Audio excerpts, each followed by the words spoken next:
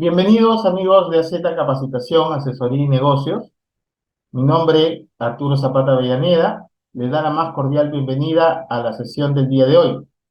Muy bien muchachos, vamos a continuar ahora con la regulación del proceso de alimentos en el Código de los Niños y Adolescentes, que ha sido aprobada por Ley 27.337 y que, como sabemos, tiene varias modificatorias.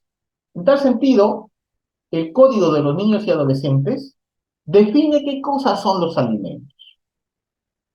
En el artículo 92 de la norma encontramos que se considera alimentos a aquello necesario para el sustento, para la habitación, para el vestido, educación, instrucción y capacitación para el trabajo, asistencia médica y psicológica y recreación del niño o del adolescente. También tenemos aquí el tema de los gastos del embarazo de la madre desde la concepción hasta la etapa del posparto. Recordemos que el Código Civil también hace una definición de alimentos, pero debemos utilizar la definición específica del Código de los Niños y Adolescentes cuando vayamos a demandar la acción por asignación de una pensión alimenticia a favor de un menor de edad, con lo que prescribe el Código de los Niños y Adolescentes. El artículo 93 de este texto normativo señala que es obligación de los padres prestar alimentos a sus hijos y en el caso de ausencia de estos o por desconocimiento de su paradero, vean ahí bien ese tema de lo que es ausencia, que está regulado en el Código Civil, ¿correcto? Y el tema de el desconocimiento del paradero que hace referencia a la declaración judicial de ausencia, ¿ya? Para prestar alimentos en el orden siguiente. Primero, los hermanos mayores de edad. Es decir, cuando no hay padres, los hermanos mayores de edad deben alimentar a sus hermanos menores. Si no hay hermanos mayores de edad, deberán alimentarlos los abuelos. Si no hay abuelos, serán los parientes colaterales hasta el tercer grado, ¿correcto? Que vienen a ser los tíos. Y otros responsables del niño o del adolescente. El artículo 94 de este texto señala además que la obligación alimentaria de los padres continúa en caso de suspensión o de pérdida de la patria potestad. Es decir, no porque te hayan suspendido la patria potestad o porque la hayas perdido por alguna de las causales que establece el Código de los Niños y Adolescentes, te liberaste de la obligación. No, aun cuando hayas perdido la patria potestad o aun cuando se te haya suspendido, continúas obligado con la prestación de los alimentos a favor de los hijos menores de edad. En el caso de lo que es la conciliación extrajudicial, bien, o de una conciliación que se haga en materia de alimentos a favor de los menores, el artículo 95 del Código de los Niños y Adolescentes precisa que la obligación alimentaria puede ser prorrateada entre los obligados si es que a criterio del juez aquellos se hayan materialmente impedidos de cumplir alguna obligación de forma individual. En este caso, la norma, que los obligados pueden acordar el prorrateo mediante conciliación convocada por el responsable. Conciliación que puede verse tanto de manera extrajudicial o de manera judicial. Recuerden ustedes que para el caso de conciliación extrajudicial, los temas en materia de familia no son obligatorios de que vayan a conciliación. En otras palabras, es opcional si es que quieren ir o no a una conciliación para realizar un acuerdo. ¿Bien? Pero, de todas maneras, dentro del proceso se llama a una audiencia de conciliación y ahí también se puede conciliar. Doctor, ¿puedo conciliar una pensión alimenticia estando en un proceso judicial? Sí, no hay ningún problema. El acuerdo deberá ser incorporado al proceso y homologado, correcto, en los términos que éste señale, siempre que esa conciliación haya sido realizada en un centro de conciliación autorizado por el Ministerio de Justicia.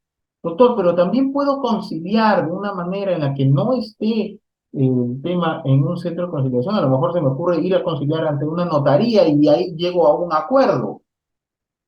La norma no prohíbe eso, ¿correcto? La norma no lo prohíbe. Igual ese documento debería ser incorporado al proceso y el juez verá si lo puede o no homologar, ¿correcto? Es su decisión jurídica. Ese acuerdo, ¿correcto? Esa conciliación será puesta en conocimiento del juez para su aprobación, ¿no? La acción de prorrateo también puede ser iniciada por los acreedores alimentarios en caso de que el pago de la pensión alimenticia resulte inejecutable.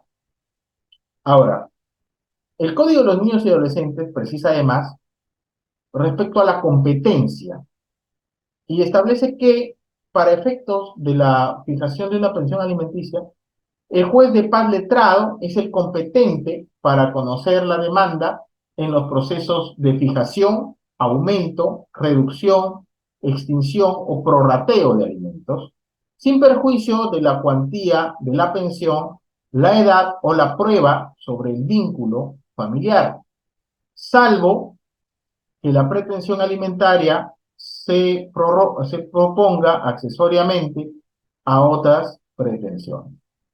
Nos dice además que será también competente el juez de paz a elección del demandante respecto de demandas en donde el entroncamiento esté acreditado de manera indubitable. Cuando el entroncamiento familiar no esté acreditado de manera indubitable, el juez de paz puede promover una conciliación si ambas partes se allanan a su competencia. Y ahí es cuando estamos en los alcances del artículo 415 del Código Civil, que habla del hijo alimentista.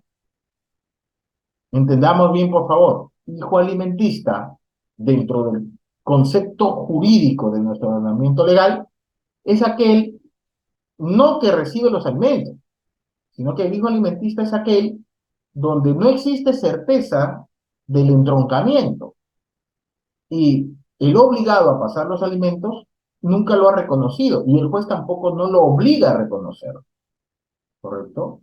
Sino que esa persona estuvo con la madre en el tiempo de la concepción. Por eso te dice en esta parte que cuando el entroncamiento familiar no está acreditado de manera indubitable, el juez de paz puede promover una conciliación si ambas partes se allanan a su competencia. Doctor, pero yo no me considero padre, ¿puedo presentar un tema de prueba de ADN? Claro que sí, y ahí determinaremos si existe o no ese entroncamiento familiar, ese vínculo de parentesco consanguíneo. Es competente para conocer estos procesos en segundo grado el juez de familia, en los casos que haya sido de conocimiento del juez de paz letrado y este último en los casos que hayan sido conocidos por el juez de paz. Asimismo, el artículo 97 señala que el demandado por alimentos no puede iniciar un proceso posterior de tenencia salvo que exista causa justificada, ¿ya? La norma, el Código de los Niños y Adolescentes, también nos refiere ya al tema procesal. Esta parte de, de los alimentos que va desde el artículo 92 hasta el artículo 97, ¿bien? Es lo que se habla como una especie de la parte sustantiva de lo que se entiende por alimentos. Pero el Código de los Niños y Adolescentes también habla de la parte procesal, a partir del artículo 164, y señala que la demanda por concepto de pensión alimenticia a favor de un menor de edad debe cumplir necesariamente con los requisitos que establece el artículo 424 y 425 del Código Procesal Civil, que hace referencia a los requisitos de la demanda y a los anexos de la demanda. Entonces, debe tener los mismos requisitos, en este caso, que para un proceso seguido con el Código Procesal Civil. Vuelvo a repetir, recordemos que ahora existe este tema de los formularios. No es exigible, menciona, el concurso de abogados para los casos de alimentos. ¿Ya? No es necesario que tenga esa demanda, la firma y sello de un abogado colegiado, ¿no? Precisamente para poder tener un mayor acceso a la justicia. Para su presentación se tiene en cuenta lo dispuesto en la sección cuarta del libro primero del Código Procesal Civil. Ahora, se ha introducido este artículo 164A, donde menciona que la demanda de alimentos se presenta por escrito a través de la mesa de partes física o de manera virtual, empleando la mesa de partes electrónica. Alternativamente, la demanda puede ser presentada por medio de formularios físicos o electrónicos.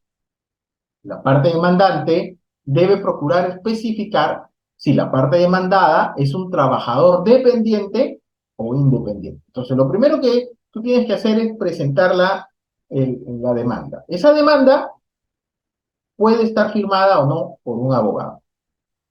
Esa demanda, tú tienes que reunir todos los requisitos que establece el Código Procesal Civil en el artículo 424 y 425 para presentar la demanda, con todos los anexos.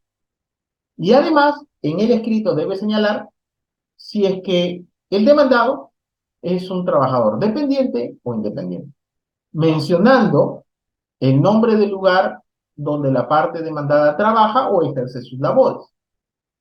La no consignación de esta información no determina en ningún caso la inadmisibilidad o improcedencia de la demanda.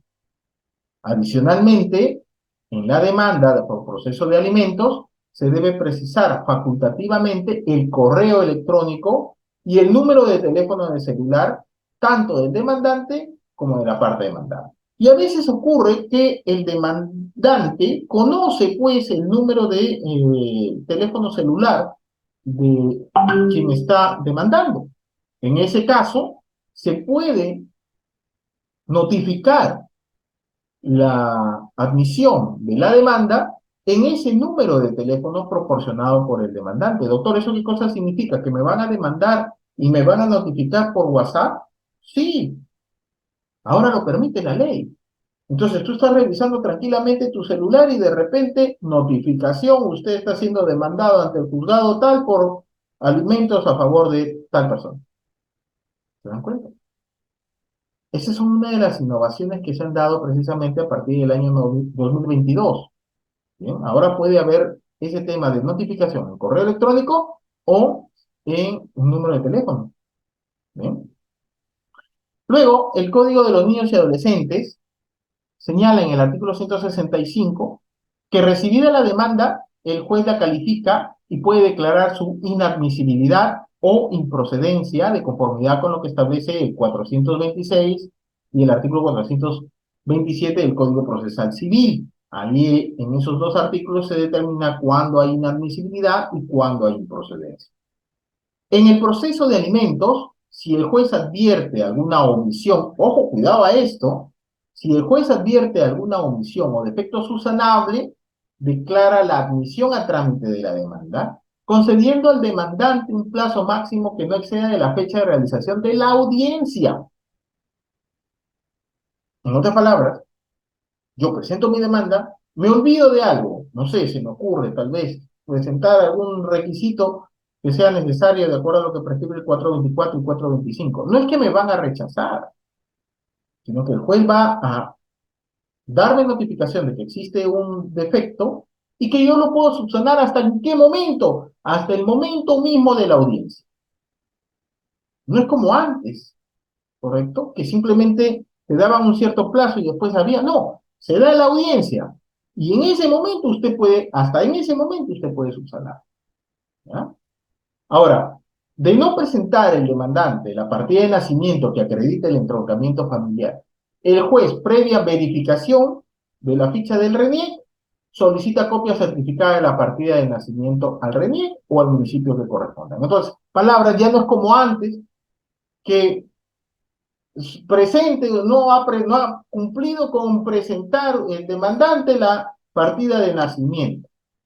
No, no, no, ahora es el juez quien, si el demandante no la ha adjuntado, es el juez quien está obligado, de acuerdo a este artículo 165 del Código de los Niños y Adolescentes, a solicitar la copia certificada de la partida de nacimiento al RENIEC o al municipio que corresponde. Entonces, el rol del juez ahora es mucho más activo.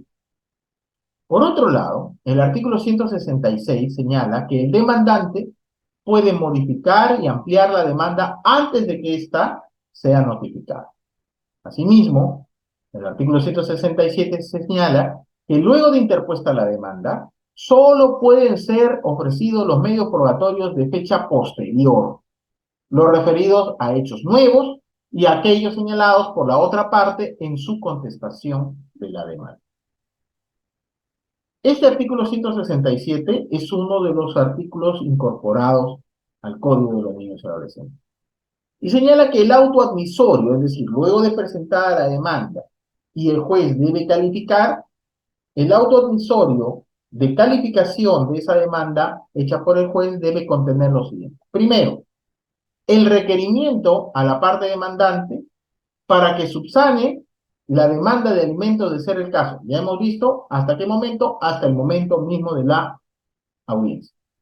Segundo, debe señalar el apercibimiento, declararse la rebeldía del demandado y continuar el proceso en caso de incumplimiento de lo establecido en el artículo 565 del Código Procesal Civil. El artículo 565 del Código Procesal Civil, correcto, hace referencia a lo siguiente.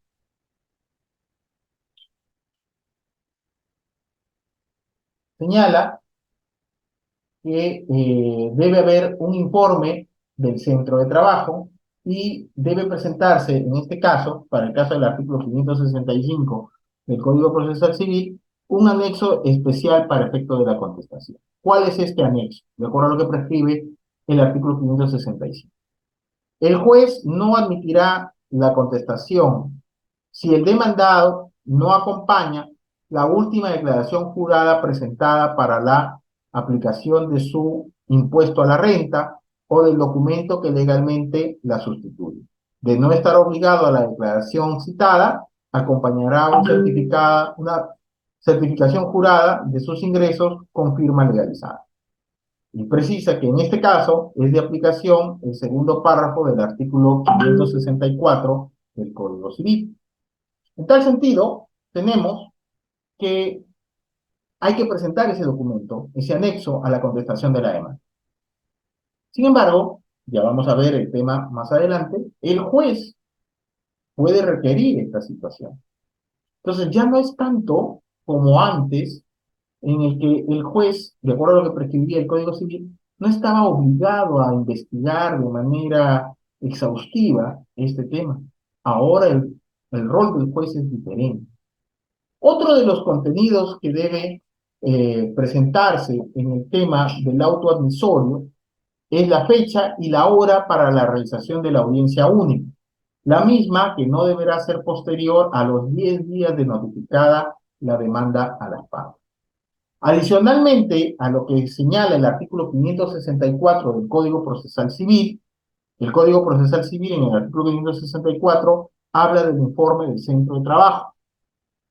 El mandato impugnable del juez, requiriendo de oficio los medios probatorios que necesiten ser actuados en la audiencia. Es decir, si usted no me los presenta, yo como juez le voy a ordenar que me los presente bajo apercibimiento de tenerse, por cierto, todo lo que ha dicho el demandante. Luego, otro de los requisitos es mandato inimpugnable del juez requiriendo de oficio al empleador de la parte demandada información que le permita conocer la capacidad económica del alimentado, del obligado alimentista. De igual manera, nos menciona que la medida cautelar de asignación anticipada de alimentos a favor del niño o adolescente alimentista, en aplicación de lo señalado en el artículo 675 del Código Procesal Civil.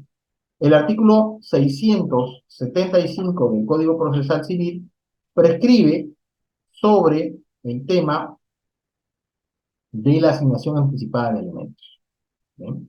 Ahora, las demás medidas necesarias para garantizar el debido ejercicio del derecho de defensa de las partes y la adecuada ponderación del principio del interés superior del niño. Para tal efecto, el juez podrá solicitar la asistencia del defensor público, del Ministerio de Justicia y Derechos Humanos cuando lo requiera la parte demandante. Para efecto del traslado de la demanda, El Código de los Niños y Adolescentes precisa que, admitida la demanda, el juez da por ofrecido los medios probatorios y corre traslado de ella al demandado, con conocimiento del fiscal por el término perentorio de 5 días para que el demandado la conteste. Ya sabemos, se lo puede notificar de manera física, se lo puede notificar por correo electrónico si ha sido puesto ese correo en el escrito de la demanda, o puede notificarse al teléfono a través de un WhatsApp, por ejemplo, ¿correcto? De acuerdo a lo que prescribe las modificatorias introducidas al proceso de alimentos desde el año 2022. En el proceso de alimentos, el juez no admite la contestación de la demanda si el demandado no cumple con lo establecido en el literal B del artículo 167A, que ya habíamos mencionado en la diapositiva anterior, y ejecuta el apercibimiento continuando con el proceso.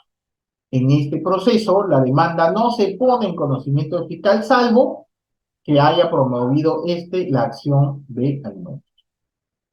En el caso de lo que son las tachas, el artículo 169 del Código de los Niños y Adolescentes señala que las tachas o las oposiciones que se formulen deben acreditarse con los medios probatorios y actuarse durante la audiencia 1.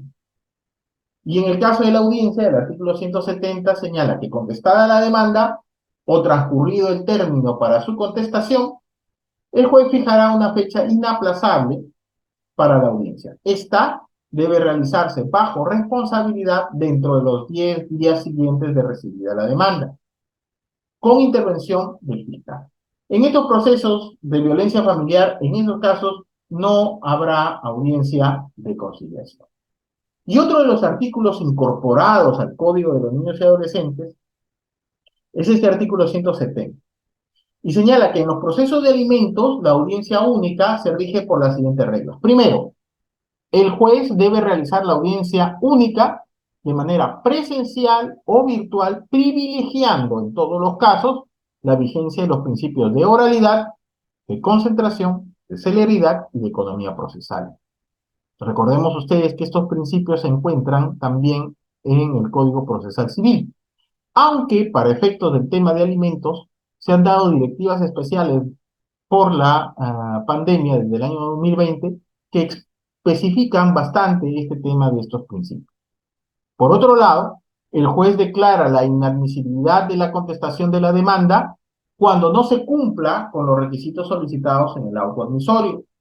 En tal sentido, puede disponer que el demandado subsane las omisiones advertidas en un plazo que no exceda la fecha de realización de la audiencia única y, en caso de no hacerlo, declara su rebeldía y prosigue con el proceso.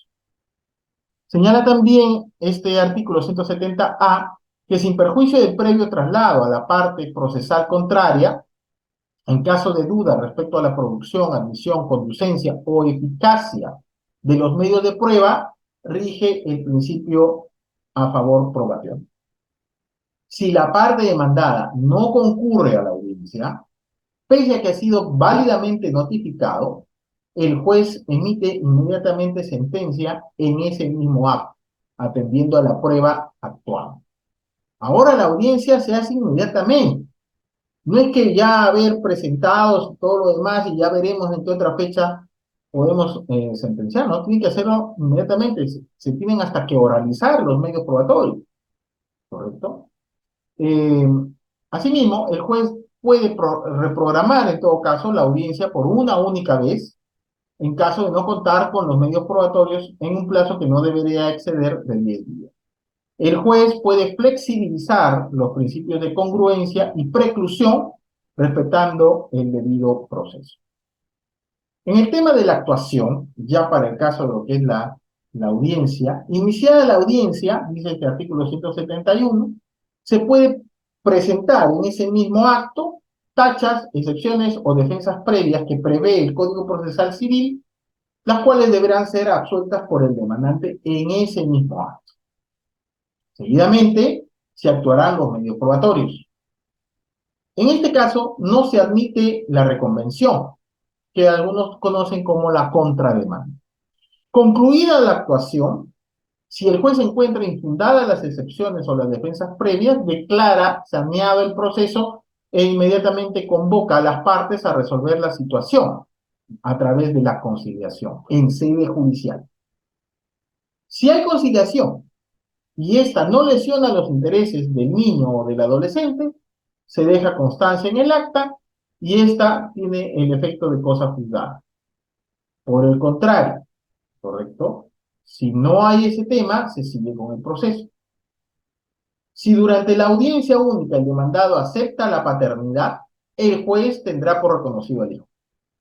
A este efecto, enviará a la municipalidad que corresponda copia certificada de la pieza judicial, es decir, del acta respectiva, ordenando la inscripción del reconocimiento en la partida correspondiente, sin perjuicio de la continuación del proceso. Si el demandado no concurre a la audiencia única, a pesar de haber sido emplazado válidamente, el juez debe sentenciar en el mismo acto, atendiendo a la prueba actual. Ahora, en cuanto a la continuación de la audiencia de pruebas, dice el artículo 172, si no pudiera concluirse la actuación de las pruebas en la audiencia, será continuada en los días sucesivos, sin exceder de 3 días a la misma hora y sin necesidad de una nueva notificación. Por otro lado, en el artículo 173 del Código de los Niños y Adolescentes precisa que a falta de conciliación y producida esta a criterio del juez, afectará a los intereses del niño o del adolescente, este va a fijar el juez los puntos controvertidos y va a determinar lo que será en materia de la prueba. El juez puede rechazar aquellas pruebas que considere inadmisibles, impertinentes o inútiles y dispondrá la actuación de las cuestiones que sobre esta decisión se sustenten, resolviéndolas en el mismo acto. Deberá, en todo caso, escuchar al niño o al adolescente. Actuados los medios probatorios, las partes tienen 5 minutos para que en la misma audiencia expresen de manera oral sus alegatos. Entonces ahora el abogado tiene que ser lo suficientemente hábil en materia de dicción para poder resolver el tema de la presentación de los alegatos. Ya no hay ese tema de que lo voy a presentar por escrito. No, se hacen en la misma audiencia. Concedidos los alegatos, si los hubiere, el juez remitirá los autos al fiscal para que en el término de 48 horas emita su dictamen. Devueltos los autos, el juez en igual tiempo, por los 48 horas, expide la sentencia pronunciándose sobre los puntos controvertidos. Y luego viene este artículo 173A, que es también incorporado en el Código de los Niños y Adolescentes a partir del año 2022. Señala sobre la sentencia y la apelación en el proceso de alimentos. Concluidos los alegatos de las partes o de sus abogados defensores durante la audiencia única, el juez expide sentencia de manera oral, ya sea en su parte resolutiva o de manera integral, dependiendo de la carga procesal o de la complejidad de la causa. O lee la parte de la sentencia o lee toda su. Cuando se expida la parte resolutiva, el juez dentro de los 3 días siguientes deberá notificar por escrito a las partes el íntegro de la sentencia.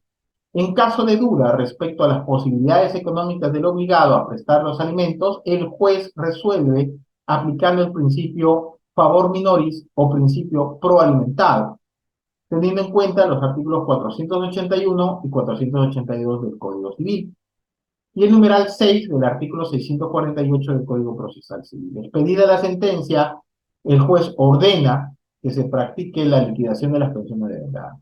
Cuando la sentencia es expedida durante la audiencia única, el juez va a preguntar a las partes si están de acuerdo.